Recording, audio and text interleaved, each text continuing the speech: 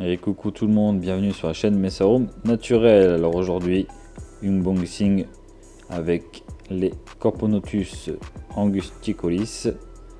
N'hésitez pas à vous abonner, commenter, liker, hein, comme d'habitude. Donc là, je suis en train de faire le déballage. Donc j'ai mis en vitesse accélérée hein, pour pas que cela dure un peu trop longtemps. Donc en cadeau, j'avais reçu une Iridomyrmex que j'ai gentiment offert à, voilà, à mon frérot Viking, donc, qui se porte bien à l'heure actuelle, hein, on peut le voir sur sa chaîne. Et j'avais reçu aussi en cadeau un Contomyrmex que je garde pour le mettre peut-être en terrarium, dans le grand terrarium. Mais comme on peut voir, elle se porte plutôt très bien, comme d'habitude. Hein.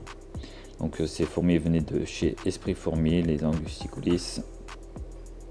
Donc j'en possède 3, une que j'ai déjà depuis un petit moment et les 2 nouvelles que je me suis pris. Et à l'heure actuelle, les 3 se portent à merveille.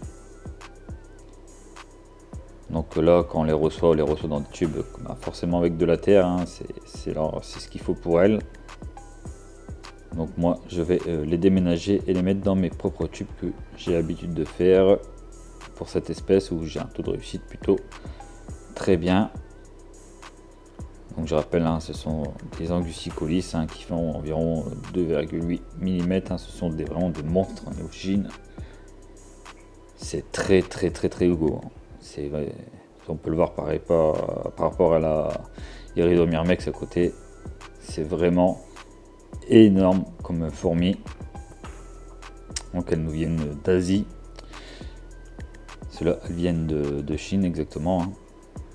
Donc là, on vient seulement de les mettre dans leur petit terra le temps qu'elles se réchauffent, qu'elles puissent aller manger. Parce que bon, il faisait froid quand je les avais réceptionnées, il faisait assez frais, donc elle était un petit peu engourdie. Et puis finalement c'est bien reparti, donc là on les réchauffe tranquillement, on y va doucement, on ne peut pas faire un gros choc thermique non plus, faut pas faire n'importe quoi, surtout avec ce genre d'espèce hein, qui est assez fragile. Donc celle-là elle possède 3 ouvrières et la deuxième possédait 10 ouvrières. Et après j'avais celle que j'avais depuis un peu plus longtemps qui était en Ginsel et qui est à l'heure actuelle 3 ouvrières et une 4e qui devrait naître d'ici une semaine ou 2.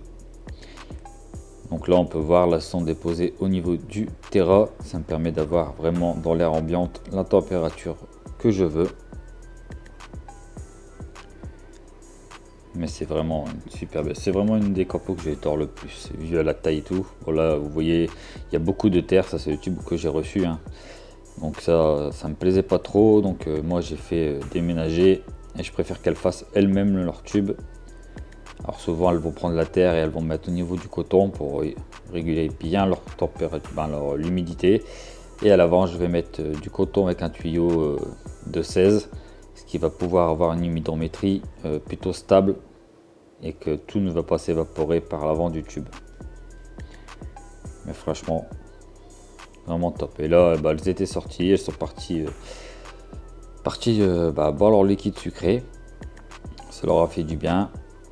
Après vous verrez par la suite, hein, elles vont manger, boire, elles vont sortir, il n'y a pas de problème. Donc j'en ai pris une avec un peu plus d'ouvrières dans le sens pour aller plus vite, pour pouvoir avoir une belle colo si j'y arrive bien sûr. Mais au moins, et j'ai fait aussi en Ginsel, donc là c'est une des fondations. Donc celle c'est celle qui a 10 ouvrières et pas timide du tout, elles sortent, hein. On le voit bien. Donc là elles sont en train de découvrir leur nouvelle ADC. Donc moi je monte à peu près à un petit peu plus de 80%, hein. Là c'est seulement en train de monter. Ça c'était, j'avais filmé juste après l'installation de l'ADC. Donc en température on est entre 25 et 26 maximum. Mais c'est vraiment l'humidité qui est important, même dans l'ADC surtout.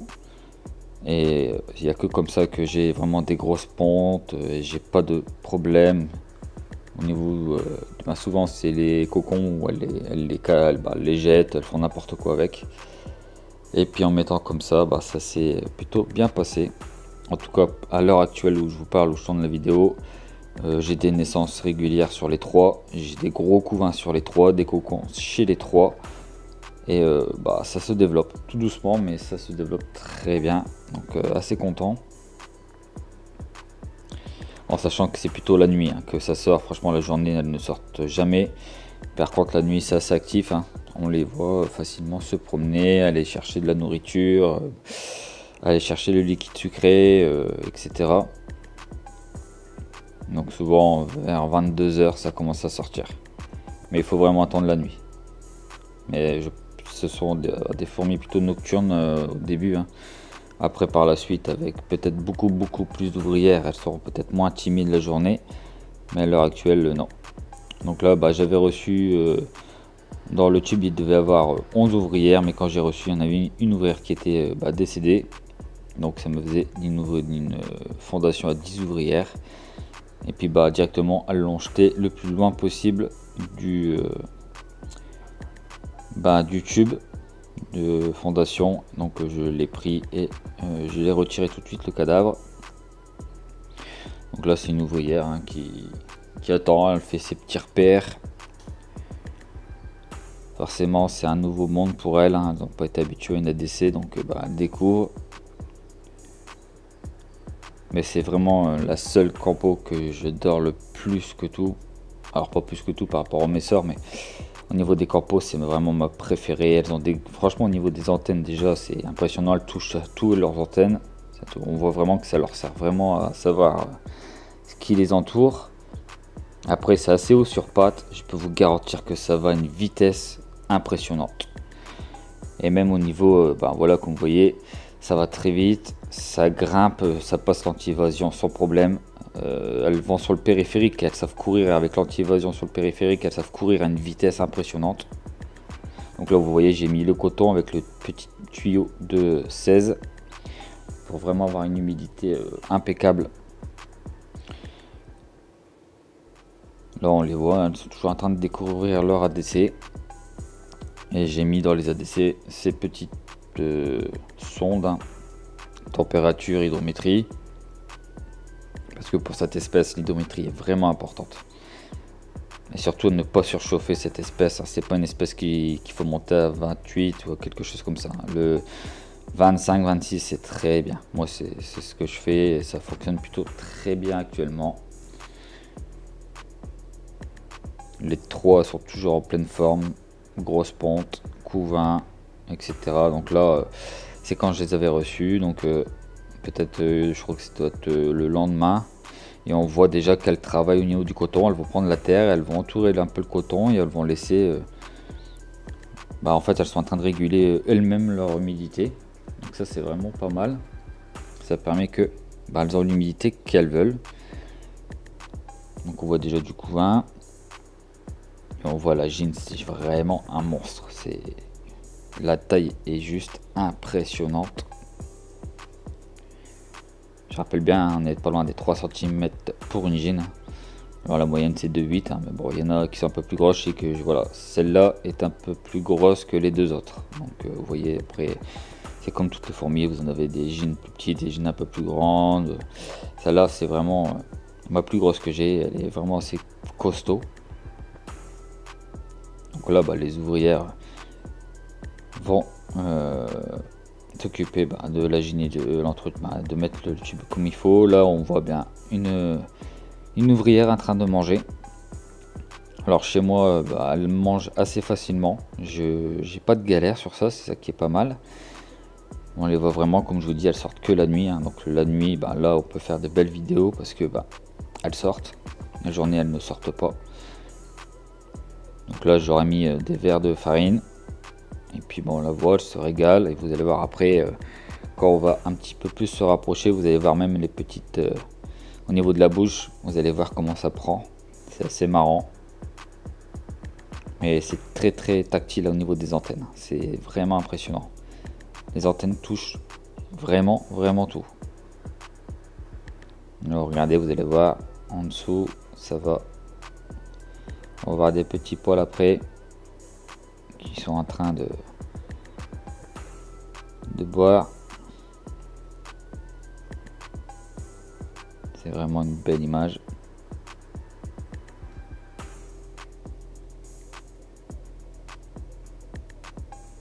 Vous voyez, hop, on les voit bien là.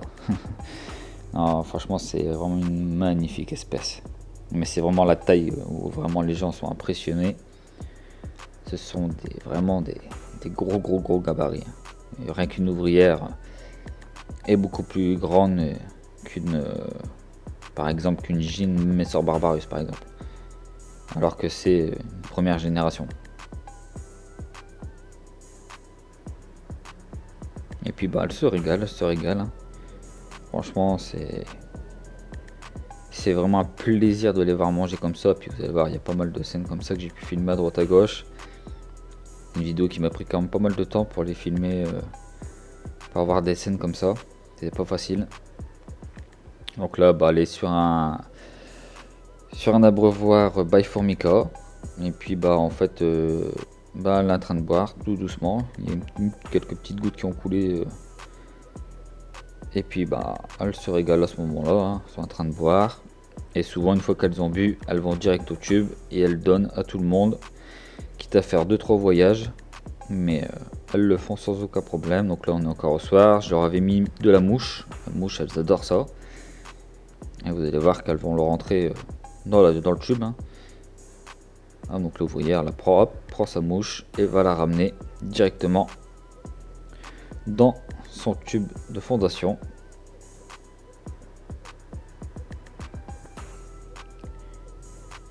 Donc moi j'ai nourri au verre de farine, fruits, mouches, gelée et liquide sucré. C'est vraiment ça que je leur donne au niveau de nourriture. Donc là c'est pareil, j'ai mis une mouche. Et puis bah c'est pareil, dès que je mets une mouche le soir, parce que comme je vous rappelle, hein, c'est vraiment le soir qu'elles sortent pour l'instant. Je pense qu'elles sont pas assez nombreuses pour prendre le risque d'être dehors la journée. Elles réagissent comme dans la nature. Le jour c'est dangereux, la nuit c'est moins dangereux. Donc en élevage, bah, c'est ce qu'elles font. Et là c'est pareil, elle va prendre sa petite moumouche et puis elle va aller la mettre dans le tube et elle va se régaler. Mais c'est vrai que chez moi, elle ne boute pas la nourriture. Donc ça, c'est déjà un bon point. Parce que comme c'est des fourmis, il leur faut vraiment des protéines. Et c'est vrai que des fois, c'est la galère à les faire manger des insectes. Mais chez moi, en tout cas, avec les mouches, bah, ça marche bien. Les verres de farine, ça marche très bien aussi. Les liquides sucrés, bon, ça passe nickel aussi, hein. Les liquides sucrés, vous pouvez mettre n'importe quoi. Franchement, ça fonctionne, j'ai pas de problème. Donc là, bah, hop, elle est rentrée avec sa petite moumouche. Et puis, bah, voilà, elle va la déposer là. Puis après, souvent, c'est une autre ouvrière qui va la prendre. Et puis, après, elle va être donnée à manger. Mais voilà, ça c'est déjà un bon signe que tout va bien. C'est qu'elle mange des protéines, donc des insectes. Donc ça, c'est vraiment déjà très bien. Elles ont tous un gastre bien gonflé, c'est-à-dire qu'elles se nourrissent bien du liquide sucré aussi. Donc ça, c'est un autre point positif. Donc là, voilà, un beau couvain. Allez, je vous laisse sur ça. J'espère que la vidéo vous aura plu. Je vous en ferai une autre sur ce qu'il y a actuellement. Allez, bisous à tous.